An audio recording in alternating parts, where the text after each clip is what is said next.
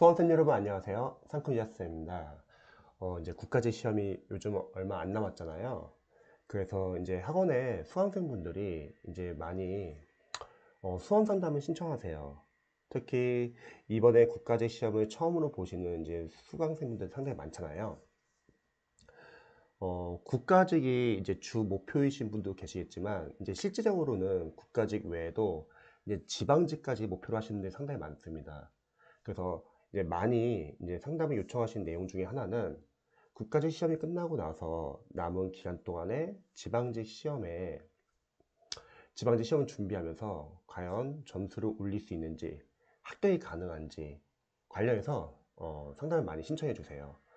어, 상크시아 TV를 구독하신 지금 구독자 수험생님들도 아마 비슷한 고민을 가지신 분들이 많이 계실 것 같아요. 그래서 제가 그거 관련해서 간단하게 좀 조언을 드리려고 하는데 관련해서 이 합격 수기가 제가 봤을 때 좀 도움이 될 것 같아요. 저희 수강생 분의 합격 수기인데요. 2016년도에 이제 지방직 행정지에 최종 합격하셨는데 자, 요 관련해서 한번 좀 합격 수기를 읽어보고 관련해서 조언을 드릴게요. 자, 2014년 1월부터 지금 수험 기간이 2016년 6월 총 2년 6개월을 공부하셨습니다. 공부 경험을 보니까 수능 3등급 정도의 영어 실력이고요. 수험 기간 전에는 다른 과목은 공부한 적이 없습니다. 자, 2014년 시작해서 2016년 6월 지방직 최종 합격했고요. 자, 먼저 2014년 1월부터 12월 수험생활 한번 제가 읽어볼게요. 제가 잠시 화면을 좀 더 키워볼게요. 처음 공부를 시작하기로 마음먹었을 때 주변에 공무원 시험을 준비하는 친구들도 없었고 시험에 대한 사전 지식이 전혀 없었습니다. 때문에 학원에 다니는 게 낫다고 생각하여 사는 곳에서 가까웠던 공무원 학원 종합반에 다녔습니다. 저희 학원 이제 오기 전에 그 전에 이제 1년 과정을 적으신 것 같아요. 1년차 때에는 막연하게 학원 수업을 열심히 들으면서 때가 되면 붙겠지 하는 조금은 느긋한 생각으로 공부를 했습니다. 네, 사실 이 부분은 앞으로 공무원을 준비하는 많은 수험생분들이 공무원을 합격하기 위해서 그냥 단순하게 학원 커리만 잘 따라서 열심히 하면 되지 않을까라는 생각으로 많이 접근하시는 분들 많이 계세요. 그런데 제가 동영상에서 늘 항상 강조했듯이 합격을 하기 위해서는 여러분들이 학원 커리만 너무 따라가게 되면은 여러분들이 해독을 하기가 힘듭니다. 학원의 강의나 커리는 여러분들이 필요한 범위 내에서 활용을 하시고 합격을 하기 위해서는 여러분들이 제일 중요한 기출 회독을 많이 하는 게 중요합니다. 근데 보통 학원 같은 경우는 이제 1년 커리를 잡아놓고 이제 수험생분들에게 인강을 듣거나 강의를 계속 들으라고 아마 권할 거예요. 그렇게 강의만 듣다 보면은 문제는 회독은 안 되고 계속 자신의 실력보다 어려운 단계로 넘어가는 경우가 많습니다. 그래서 점수가 안 나온 경우가 많아요. 만약에 학원에 단순하게 커리를 다 따라가서 점수가 잘 나올 수 있다고 하면은 공무원 수험생들 중에서 아마 점수 안 나온 수험생들 거의 없을 거예요. 요즘에 다들 프리패스를 끊고 있기 때문에. 그래서 처음 준비하시는 분들은 어, 유의할 점은 학원 커리만 따라가면은 안 된다. 자, 계속 한번 읽어보겠습니다. 학원 수업은 보통 9시부터 4시까지 이어졌고 수업이 상당히 많죠. 특강이나 보충이 있는 날에는 10시까지 수업을 하기도 했었습니다. 자, 이렇게 나가면 문제가 뭐냐면요. 본인이 공부할 시간이 많이 부족합니다. 이렇게 주중에는 학원 수업을 들었고 주말 중 하루는 쉬고 하는 생활을 1년 정도 반복했습니다. 자, 그 다음에 이제 2015년에서 1월에서 6월 수험생활. 자, 1년 정도 이런 학원 수업 위주로 공부를 하다 보니 자습의 중요성을 알게 되었습니다. 그렇죠.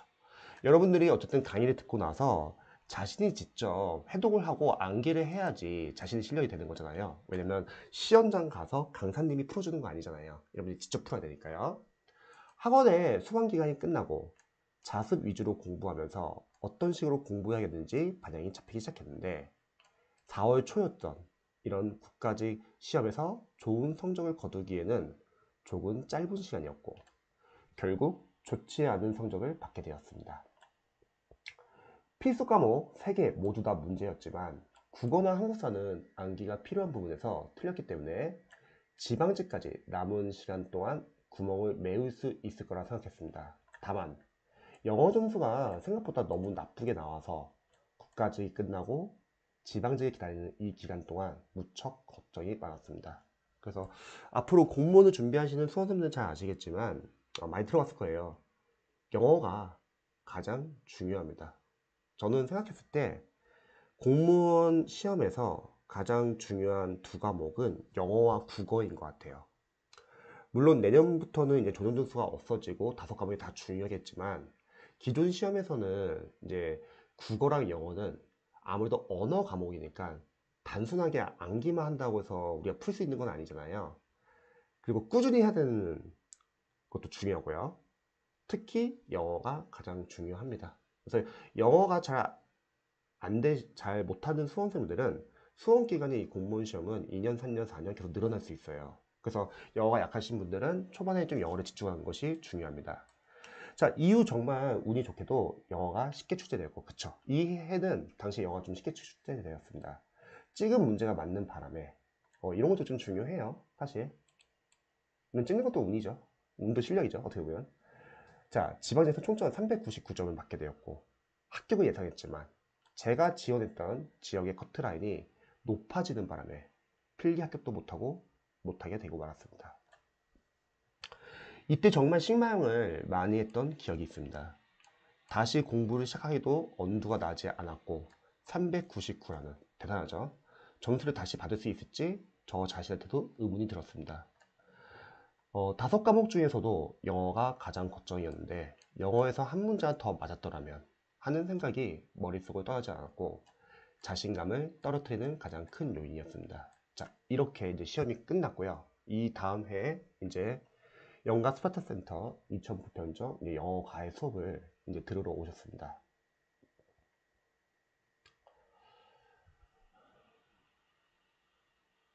자, 이렇게 영어에 대한 걱정으로 마음을 다 잡지 못하고 있는 중에 국군사 카페에서 영가 스파르타라는 학원에 공무원 영어 과외 수업이 있다는 것을 알게 되었습니다. 14년도에 제가 다녔던 학원은 딱히 커리큘럼이 없었고 교재도 없이 선생님께서 그날 가르칠 내용을 임의로 정해서 수업을 하셨더래서 1년을 다녔지만 저에게 문법 단거나 책 한 권이 남지 않았습니다. 그래서 이 당시에는 영어 커리가 체계적이지가 않아가지고 이런 식으로 이제 공부했던 수험생들 많이 계세요. 그래서 더욱더 영어가 중요했죠. 그래서 이번에는 뭔가 체계적인 커리큘럼으로 영어 공부를 다시 시작해보고 싶었고 아주 떨어졌던 자신감도 천천히 단계를 밟아가며 배우다 보면 회복되지 않을까 하는 생각에 8월 말쯤 상담을 했고 저랑 상담을 했습니다. 그리고 9월부터 장미 선생님께서 강의하시는 6개월 반에 다니기 시작했습니다. 그러니까 저는 이 합격생분이 기억나는 게 아깝게 떨어졌어요. 그런데 영어를 진짜 기초부터 다시 처음부터 배운다고 했을 때 그때 상당히 인상적이었습니다. 자, 그리고 2015년 9월에서 이제 2016년 수험생활 한번 읽어볼게요. 학원을 다니면서 깨달은 저의 문제점은 영어 공부를 매일 하지 않았다는 것입니다. 자, 저희 같은 경우는 이제 영어를 월요일부터 토요일까지 고정해서 공부하라고 보통 권합니다. 예를 들어서 오전에 영어를 공부한다고 하면요. 한 3시간 반에서 4시간 정도를 추천을 드려요. 영어는 언어 과목이기 때문에 꾸준하게 해야지 여러분들이 이제 실력이 오르는 것도 이제 좀 보이고요. 그래서 꾸준하게 공부하는 게 중요하거든요. 그리고 다른 시간에 이제 타 과목을 넣으면 되겠죠. 뭐 예를 들어서 오후에는 뭐 예를 들어서 한국사, 저녁에는 뭐 국어, 그리고 뭐 다음 날은 예를 들어서 뭐 행정법, 그리고 다음 날은 뭐 행정학.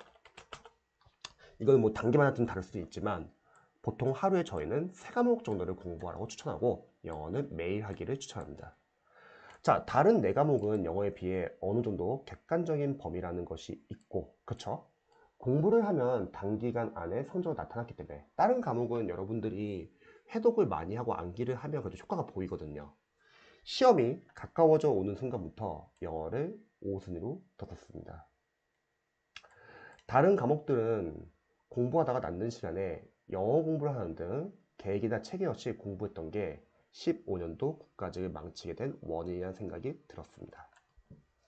학원을 다니면서 가장 좋았던 점은 이제 영수파 부편전 다니면서 밴드 어플로 매일매일 이루어졌던 단어 테스트와 그리고 독해 문제 검사였습니다. 그러니까 과외 같은 이제 수업은 저는 생각할 때 뭐 장점도 있고 단점도 있겠지만 장점은 아무래도 관리일 것 같아요. 선생님께서 직접 학생 한 명 한 명 수업 얻는 날 과제 체크 또는 질의응답, 피드백 이게 중요하잖아요. 인간 같은 경우는 이제 사실 피드백이 힘들기 때문에 영어라는 과목은 우리 수험생분들이 만약 자신이 부족한 점이 있다 하더라도 수험생 입장에서는 뭐가 부족한지 잘 모를 수 있잖아요. 그래서 피드백이 좀 장점이라고 생각합니다. 자, 일주일에 2번 학원에 갈 때마다 이제 수업은 주 2회인데요. 저는 수업보다는 수업 얻는 날이 관리가 더 중요하다고 생각합니다. 수업 얻는 날 과제를 풀고 많이 틀리고 그거에 대해서 질의응답 받고 이런 피드백이 상당히 중요하다고 생각해요. 3, 4일 분량의 단어 테스트 주시는데 요즘은 이제 저희 매일 주고 있습니다. 참고로 매일 저녁 단어를 외우고 스스로 테스트지에 시험을 보고 밴드로 인증사진을 올리는 방식이었습니다. 이게 별난 건 아닌 것 같지만 밴드 안에서 같이 수업 듣는 분들은 열심히 외워서 인증사진을 올리는데 혼자만 걸으면 뒤처진다는 생각도 들고 또 한 번 밀리면 다음날 배로 시간이 들고 다른 공부에도 차질이 생겼기 때문에 웬만하면 밀리지 않고 제대로 하려고 노력하게 됐던 기억이 있습니다. 이게 참 중요한 것 같아요. 영어라는 과목이나 또는 영어가 아니라 하더라도 우리 수험생들 공부를 하다 보면은 좀 어려운 과목이나 잘 안 되는 과목은 사실 잘 안 하게 돼요. 보통 그렇지 않나요? 여러분들이 잘하는 과목이나 좋아하는 과목은 열심히 하는데 잘 하지 않는 과목, 어려운 과목은 밀리게 됩니다. 근데 그렇게 밀리게 되면은 그 과목이 나중에 공부량이 적어져 가지고 해독이 안 되고 점수가 안 나와서 아쉽게 그 과목으로 인해서 떨어지는 경우가 많습니다. 그래서 강제성도 약간 좀 어느 정도는 필요한 것 같아요. 자, 계속 한번 읽어볼게요. 저는 문법도 문제였지만 독해할 때 시간이 많이 걸리는 점도 문제였습니다. 강사로서는 독해할 때 시간이 많이 걸린다는 거는 독해 문장을 아직 잘 못 읽는 겁니다. 보통 독해 문장을 읽기 위해서는 독해 안에는 문장이 있잖아요. 문장 안에는 어휘, 어법, 구문이 있는데 보통 수험생분들을 이제 해석을 저는 시켜봐요. 보통 이제 시중에 유명 인강을 들었고 다른 과목은 점수가 잘 나오는데 영어가 점수가 잘 안 나오신 분들을 테스트를 할 때는 해석을 시켜봐요.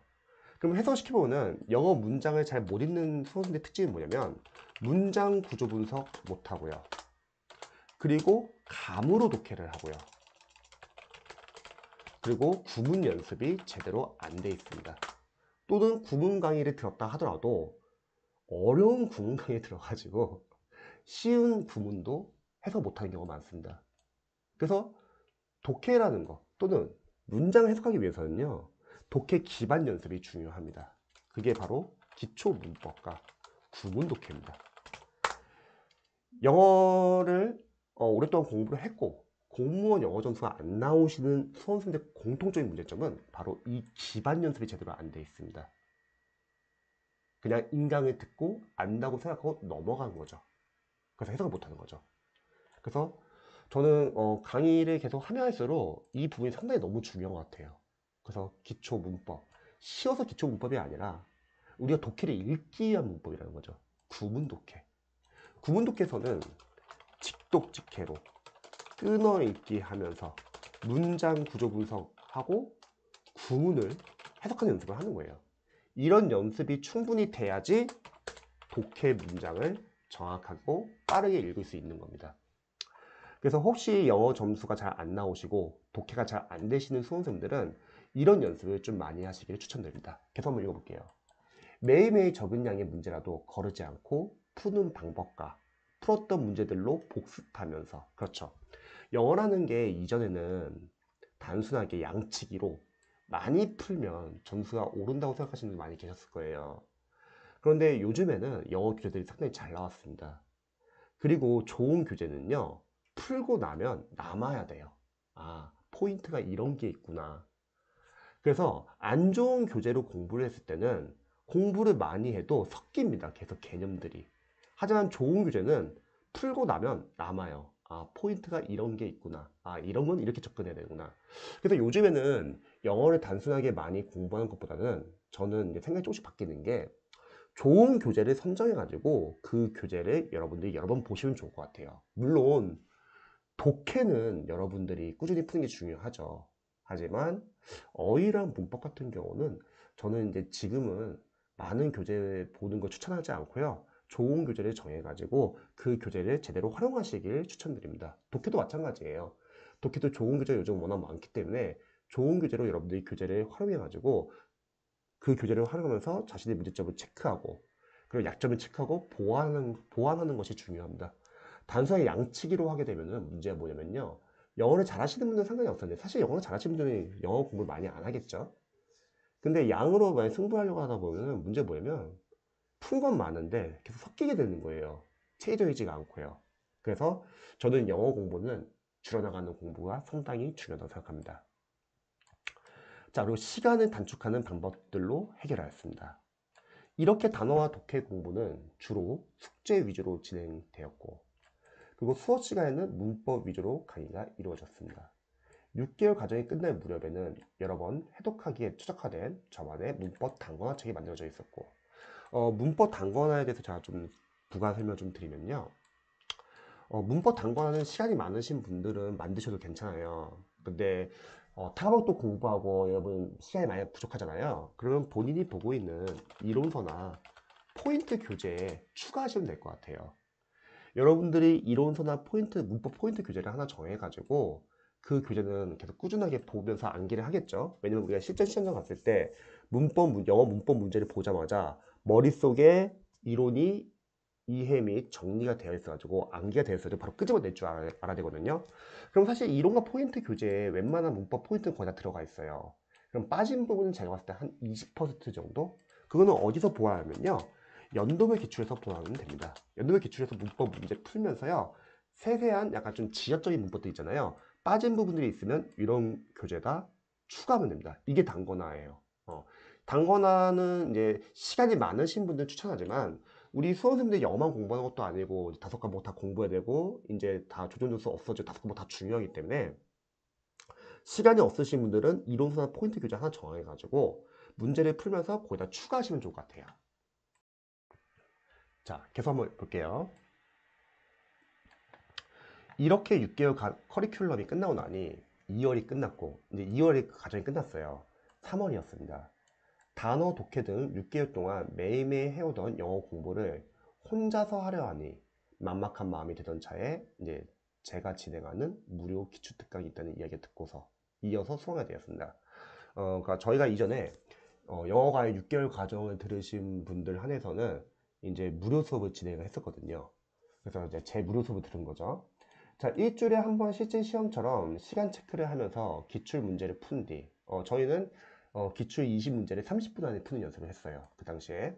해설과 단어 수어 등을 정리해 주셨는데, 시험을 몇 달 앞두고 문제 푸는 감을 잃지 않게 큰 도움을 받았다고 생각합니다. 그때 제가 이제 기출 20문제 풀면서 어휘는 이제 동리어 위주로 정리를 해드리고, 문법은 관련된 포인트 한번 정리해드리고, 이제 독해 풀면서 접근하는 방법, 정답의 근거는 지문에 어디에 있는지, 어떻게 재진술해야 되는지, 어떻게 숨겨놨는지, 어떻게 우리가 유추하는지, 오답은 왜 오답인지, 그런 매력적인 오답 포인트를 알 수 있다는 거죠. 그리고 독해 문장 안에서 어려운 문장 구조 같은 거 분석해보고, 그리고 저는 독해 실력을 가장 빨리 올리는 방법은 독해용 어휘라고 생각해요. 영어 독해 기출이 상당히 중요한 이유가 뭐냐면요. 당연히 똑같은 지문은 안 나와요. 근데 똑같은 어휘들이 계속 나옵니다. 여러분들 기출을 분석해 보시면 아시겠지만 독해용 어휘는 자주 반복됩니다. 그래서 모르는 단어들을 정리해 놓고 그 독해용 어휘를 정리한 다음에 자투시를 자주 보는 게 중요합니다. 마지막은 어휘 싸움이에요. 저는 영어는 어휘로 시작해서 어휘로 끝난다고 생각합니다. 처음에 영어를 시작할 때 뭐 중학교 영단부터 쉬운 단어부터 시작하지만 마지막 막판 마무리는요 독해용 어휘라고 생각해요. 독해 연습을 꾸준하게 단계별로 연습하신 분들은 막판에 결국 독해 지문에 쓰이는 어휘를 많이 아냐 모르냐 싸움이거든요. 그래서 독해용 어휘가 상당히 중요합니다. 그래서 어휘로 시작해서 어휘로 끝납니다. 영어는 80%가 거의 어휘 싸움이에요. 작년에 저였다면 시험이 코앞이라는 이유로 영어 공부 비중을 확 줄이고 다른 암기 과목 위주로 공부했을 것입니다. 당시에 저 스스로 달라진 공부 패턴을 새삼 실감했던 기억이 납니다. 그렇죠. 영어는 꾸준하게 해야 돼요. 자, 이제 제가 이제 이 합격 쓰기 좋아했던 이유가 바로 여기 이 부분입니다. 한번 볼게요, 여러분. 몇 달 뒤 4월에 국가직 시험을 치렀고 영어는 85점으로 그 당시 85점은 나쁘지 않았어요. 무난한 점수를 받았습니다. 다만 선택 과목의 행정법을 조금 소홀히 했던 탓인지 선택 과목에서 낮은 점수를 받고 3점 정도 점수 차이로 또 아쉽게 불합격하게 되었습니다. 근데 중요한 건 여기에요. 당시에 함께 독서실을 다니며 공부하던 친구는 이제 친구랑 같이 독서실에서 공부했거든요. 합격권 점수를 받아 며칠 동안 굉장히 신나하고 우울했지만 여러분 이해되세요?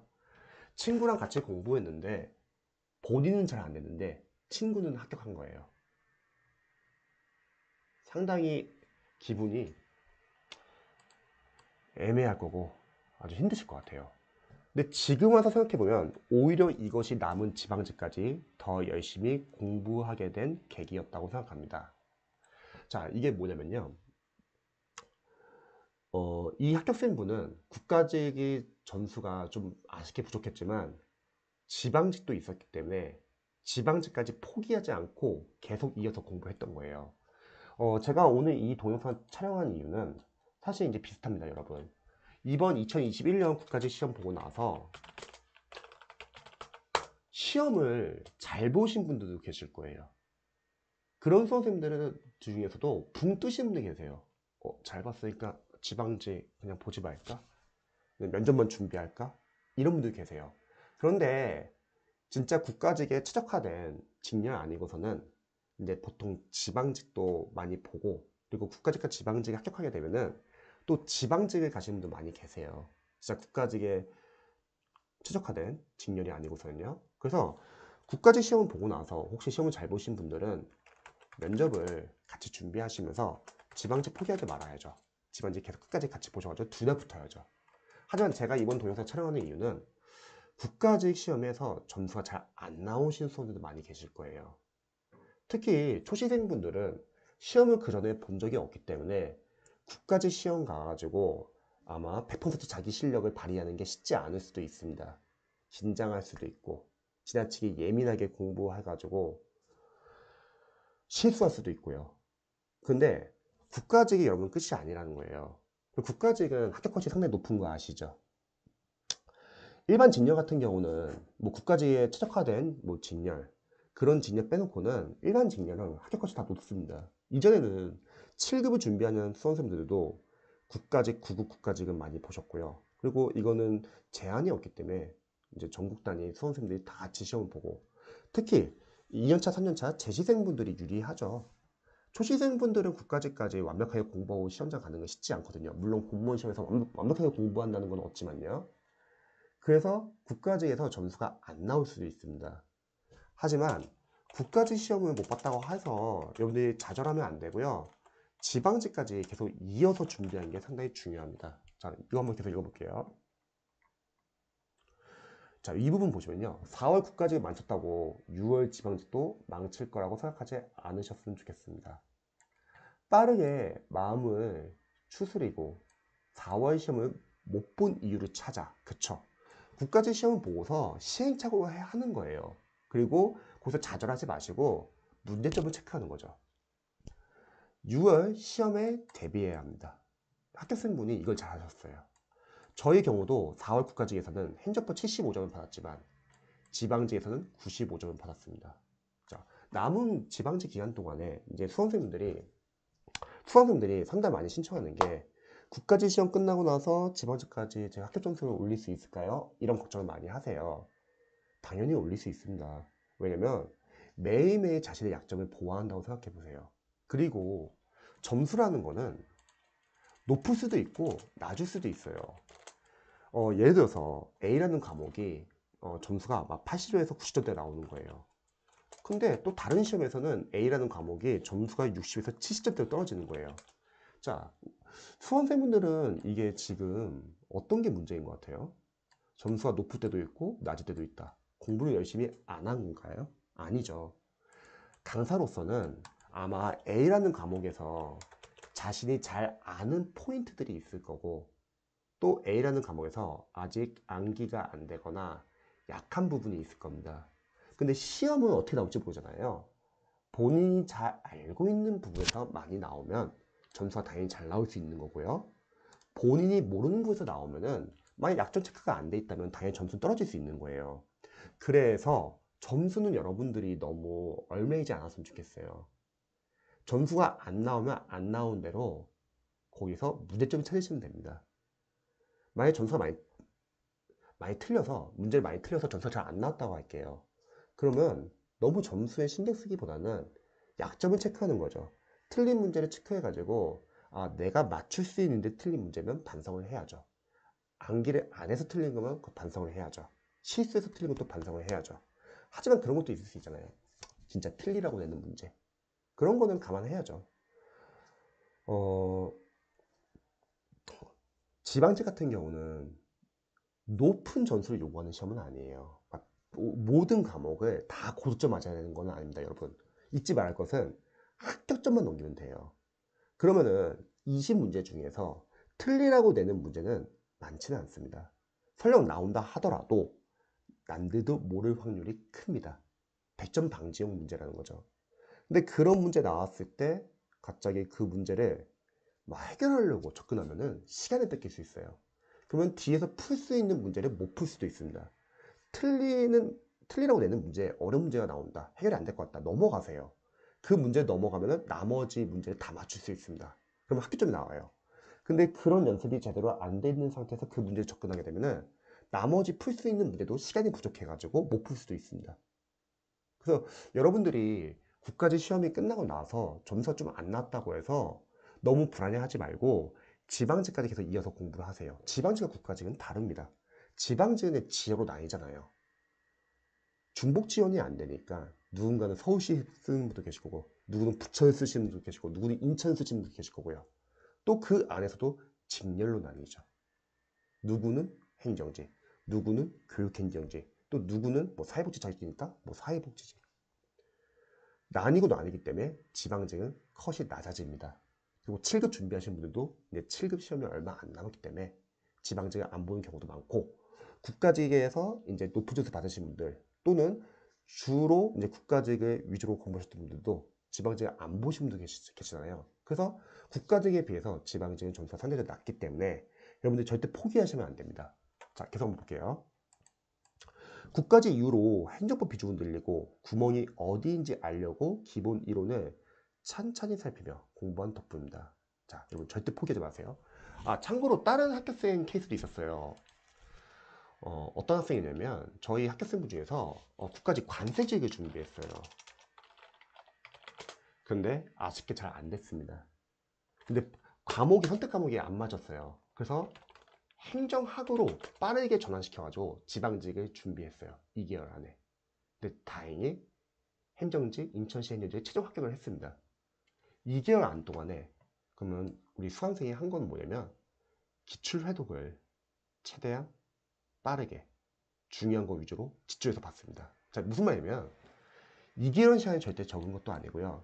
여러분들 지방직까지 절대 시간 적은 거 아니에요. 그래서 국가직 시험을 혹시 잘 못 본다 하더라도 너무 겁먹지 마시고 지방직까지 여러분 포기하지 마셔야 합니다. 자, 뻔한 말이지만 정말 중요하다고 생각합니다. 근데 사실 뻔한 말이지만 수험생들 마음은 알긴 아는데 사실 또 꼭 그렇지 않잖아요. 계속 불안한 거죠. 자, 선택 과목은 2달 안에도 충분히 점수 올릴 수 있습니다. 왜냐면 객관식 시험이기 때문에. 그리고 왜냐면 기출이 너무 잘 나왔기 때문에.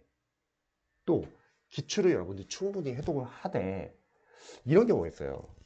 아, 기출 저 이거 답 아는데 그러면 이거 아는 걸로 봐야 합니까?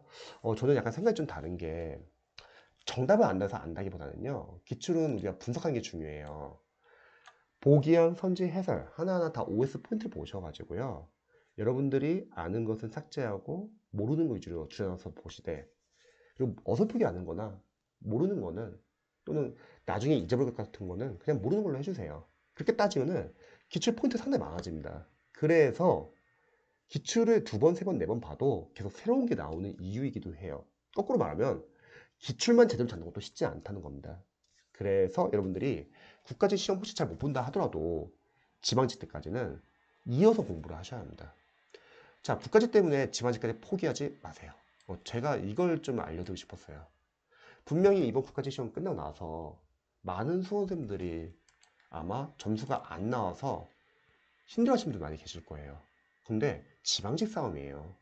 끝까지 여러분들이 집중하셔야 합니다.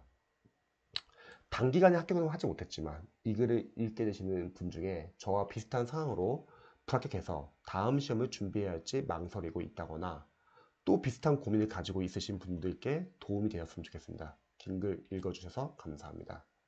자, 정리를 할게요, 여러분. 국가직 시험 가면요. 재시생분들은 이전에 시험을 본 적이 있기 때문에 그나마 좀 적응하기가 좀 더 수월할 텐데 초시생분들은 국가직 처음 시험 보는 걸 수도 있잖아요. 그러면 지나치게 긴장을 해가지고 아마 제 실력이 안 나올 수도 있습니다. 그래서 저는 만약에 초시생인데 이번에 국가직과 지방직 둘 다 준비한다. 근데 국가직 시험 가잖아요. 차라리 저는 너무 긴장하기보다는요. 뻔뻔하게 여러분들 예행 연습한다고 생각하시고 가시면 좋을 것 같아요. 왜냐면 지방직은 그렇게 볼 수 없어요. 지방직은 여러분들 이제 진짜 마지막 시험이기 때문에 지방직은 여러분들 최대한 집중해가지고 진지하게 봐야 되지만 국가직은 오히려 여러분들이 지방직 보기 전에 예행 연습한다는 생각으로 접근하시면요. 덜 긴장하실 거예요. 오히려 점수는 더 잘 나올 겁니다.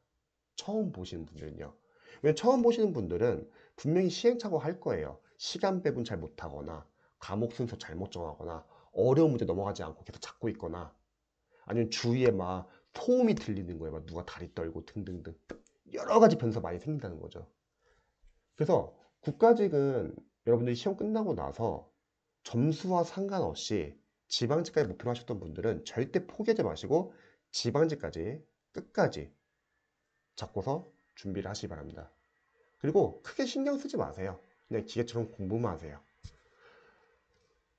그렇지 않고 갑자기 국가직 점수에 의미를 둬가지고 나 지금까지 뭘 했지? 남은 기간 동안 잘 될까? 이런 고민을 하는 순간 늦어요. 시간이 없기 때문에. 그래서 미리 여러분들이 생각을 해놔야 돼요. 국가직 시험 끝나고 나서 점수와 상관없이 바로 지방직을 이어서 준비하겠다. 이런 생각으로 해요. 뭐 수험 카페 가가지고 누구는 몇 점 나왔는데 합격 가능할까요? 이런 걸 보지 마시고 여러분들 국가직 시험 끝나고 나서 계속 이어서 지방직 준비하시기 바랍니다. 뭐 지방직까지 여러분들이 최대한 할 수 있는 것까지만 하고 가세요. 대신에 우선순위 정하시면 좋겠죠. 저희 같은 경우는 기출을 볼 때도 다 보라고 하면은 너무 양이 많잖아요. 그래서 일단은 구국, 국가직, 지방직, 서울시 이걸 최우선으로 보라고 하고요. 이게 어느 정도 잡히신 분들은 나머지 구국 직렬 문제를 좀 더 봐도 되겠죠. 뭐 기상직이나 뭐 법원직, 뭐 사회복지, 사회복지는 영어만 좀 다르니까 뭐 국회 구국 요거까지 다 봤어요. 그러면은 이제 예전 7급 문제들, 지역적인 문제들 이렇게 늘려나가면 되는 겁니다. 중요한 거는 일단 최우선적으로 가장 중요한 거를 좀 집중해서 먼저 보시기 바랍니다. 예를 들어서 기출을 분석할 때도 가장 중요한 게 뭐냐? 두 가지겠죠. 첫 번째, 자주 반복되는 포인트들. 중요하죠. 자주 반복되니까. 두 번째, 강사님들이 선별해준 포인트들. 이 단어에서 이거 중요하다. 이런 게 최우선입니다. 근데 만약에 이게 판단이 안 되시는 분들은 일단 주요 직렬 위주로 좀 여러분들이 많이 보시고 그게 어느 정도 여러분들이 좀 해독이 되고 안게 되셨으면 늘리시면 됩니다. 그리고 기출만 보면 되냐? 물론 기출 제일 중요해요. 하지만 모의고사는 풀면 좋을 것 같아요. 대신에 모의고사는 여러분 어렵습니다. 점수는 전혀 신경 쓰지 마시고요. 모의고사는 실전 연습을 하시면 됩니다.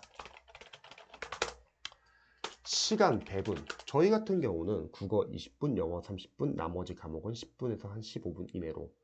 그리고 OMR 카드 8분. 이 정도 잡고 공부하라고 합니다. 이런 연습을 하는 거죠. 시간 배분하는 연습. 너무 어려우면 넘어가세요. 어려운 문제는 넘어가야 합니다.